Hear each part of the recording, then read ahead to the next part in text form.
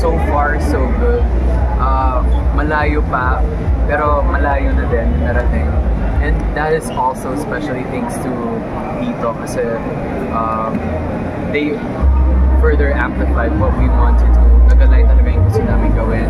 And syempre sa team namin na Alamat, and kami mismo Alamat, for our efforts, for their efforts. And so far yung goal nyo ba this year, at least finally, masasabi nyo na na-reach na yung goal? Sorry? Ano po? Sorry. Yung nag-set pa kayo ng goal for this year and masasabi nyo ba at least na na-reach yung mga goals nyo for this year? Yes, actually nag-set naman po ng and isa na dun yung pagpunta namin sa mga provinces namin na makilala namin kung ano ba namin. And of course, like pag kami sa dito natin nila kami and every time naman po may matutupad kami na parang goal namin, nagkakaroon kami ng panibagong goal, yung mas mataas.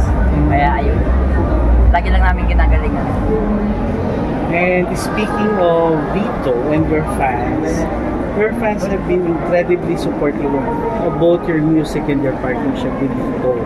So what's your message to them as the year comes to a close? Sa mga magiliw and sa mga Dito Zens, thank you so much palagi sa pagsuporta niyo sa amin. Hindi namin ma-achieve lahat ng to kundi dahil sa support niyo. You guys are very vital to us. We love you so much. Ayun, paano naman nagbago yung, or paano na-elevate yung daily lifestyle niyo with Dito? With Dito, syempre, it's a telecommunity, so napakaganda talaga ng connection. Binigyan din nila kami ng SIMs actually. And sa mga free wifi. And dito, wow pa. Stay connected with friends, family. and sobrang bilis ng connection ng signal. Ang dali makakonect yun sa friends, sa family. And kung may kailangan kami sa group, kung kailangan namin ng research, kung kailangan namin kontakin yung isa't isa, mabilis lang. Di ba may mga regional tours kayo with Dito? Kumusta yung experience? Sobrang saya and sobrang sarap sa feeling kasi pupuntahan namin yung bawat sulok ng Pilipinas. Hindi pa lahat, pero ang sarap siguro kung malahat namin. And yun, syempre, super thankful kami sa Dito kasi isa rin sila sa mga naging susi dahil sobrang laki ng tulong nila na makatour kami sa iba't ibang lugar dito sa Pilipinas, diba? Aside dyan, every time may pupunta kaming lugar, pinapatikim nila sa amin yung kada yung mga delicacy ng lugar. Tapos nagkakaroon din kami ng knowledge about sa lugar na pinupuntahan namin. Kaya yun yung pinakamaganda. Nagtutour din kayo? Yes po. Kaya ensure po na mapalawak namin yung malaman sa lugar. Can you talk about your new single, Hiraya? Yes po. Paano po siya nagawa? Ano yung creative process ng song? Wait lang po. Check lang po namin yung listahan. Para sure. Go. So yung Hiraya was written by Kailu and Matt Wilson. And taga Baguio sila. And sobrang smooth lang ng process kasi pagpasa sa amin, ilang araw lang meron ng lyrics and inaral namin. So ayun, nag-record na kami. Nasa studio, doon na naganap lahat ng magic. Siyempre with the help of our Coach Seb. Ayun. Yun, feel namin na-execute naman namin na maayos yung song and nabigyan naman namin ng buhay, ng colors. And Hiraya is a very fun and colorful song. It gives us hope. And Hiraya means hope.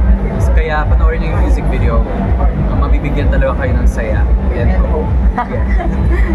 Pwede bang humingi ng sample? Ng Hiraya. Yeah. Kahit short.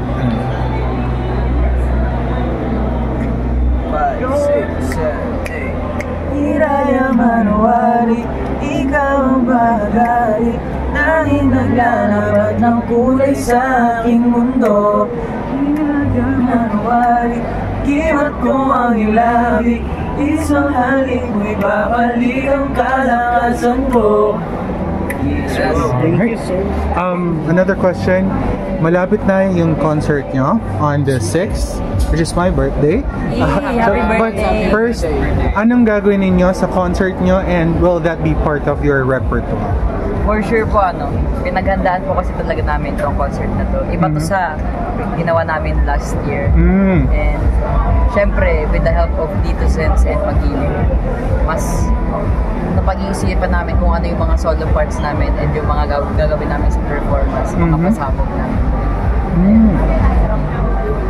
And do you have any guests on the show? Yes. Meron po kami si Diwata po. Mm. Public makinig. Makino, si Ina B. Nakapag-rehearse naman. Yes po. How was the experience working with the other artists? Actually, yung mga na-invite namin ng artists, they were friends. Nakawork namin sila, tapos naging friends na namin. So, it is a vibe working with them and just rehearsing with them. Masaya. How do you feel na parang ang nangyayari sa P-pop industry in the Philippines is more of nagtutulungan yung mga artists, no? Rather than competing with each other. How do you feel about that picture? Masaya po kami kasi yun naman kasi kami as P-pop artists. Yun naman talaga yung goal namin talaga na yung talaga. Ano tayo, yung musika natin. So, kung nakita natin na ganun natin lahat, sana maging masaya din yung mga fans. Bawat fans natin. We're all on the same team. Walang competition na nangyayari. And hindi lang din sa P-pop industry, actually dito sa Philippines, yung OPM, ayun, sobrang healthy ng relationship and yung connection ng mga artists. Siyempre, pare-parehas nga lang ng goal na iangat ang OPM, di ba? So, tsaka P-pop. And yan, sobrang sarap sabihin na healthy community. Have you performed in each, kasi of course iba-ibang provinces din kayo, di ba? And cities. Nakapag-perform na ba kayo sa hometown ninyo? And kung sino man ang nakapag-perform sa hometown nila, anong feeling na, kababayan ninyo yung mga pinag-performance niyo? For some of us, nakapag-perform na, pero may iba na ang feel ko naman nung nag-perform kami sa Pampanga, which is where I came from.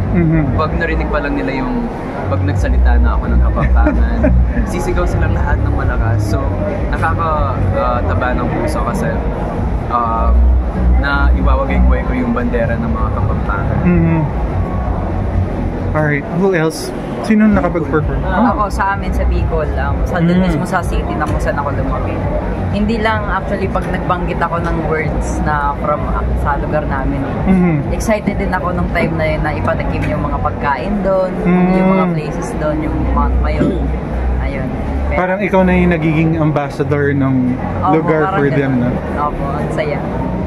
Alright. Ako naman sa Davao. Of course, thanks ulit sa Tito kasi dinala na nila kami doon ng campus. Masaya yung feeling kasi una, mas Davao kami, medyo wala pa eh. Labas eh, nasa labas. Pangalawang ilang balik na namin doon, parang madami sa natutuwa kami kasi South yun. So, medyo malay-lay sa amin. So, yun, nakakakuha. Umaabot mo lang kami sa Davao. Ako naman, wala pa. Hindi pa kami nakapag-perform, pero malapit na. Oh, wow. Albayo. And also with Dito. With the help of Dito, mas more on siguro excited ako sa mga mangyayari. Sobrang excited. Alright, and on all these particular provinces, you stay connected with Dito, of course. Yes. And happy with the connection? Yes. Super. Thank you so much. Thank you. Thank you. Speaking of Dito and of your upcoming concert na nag-isa, ano yung expect ng fans nyo in the future for 2025? Marami. Yung album? Marami silang i-expect sa Alamat next year, 2025. Siyempre, luluto pa kami ng mga ihahain ba. Walang katapusang pagluluto at saka pag-iinit. Ang pagkukumpleto ng mga Ricardo. And of course, we will have collaborations with Dito. Oh, with Dito, Kasi baka malay mo, next year may plans tayo. Baka makapunta na tayo. Oo, baka makapunta na kami sa Kalinga, sa amin sa Zambales. Zambales, ang lapit lang, 4 hours lang, 5 hours. Lapit Kalinga, lang. lapit lang, 1 hour. Pero airplane. Oo, Tara na! Alright. Thank you. Alright. Guys, can we have a photo of you, of course?